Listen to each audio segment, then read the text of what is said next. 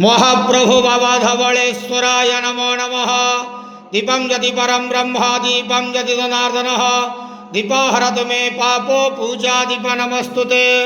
बाबा धवलेश्वर महाप्रभु संसार सुखी रखंतु। आज शुभ बुधवार रे समस्त श्रद्धालु भक्त मानंकु आश्रीपद करंतु। समस्त श्रद्धालु भक्त मानंकर मनस्कामना पूर्ण करंतु।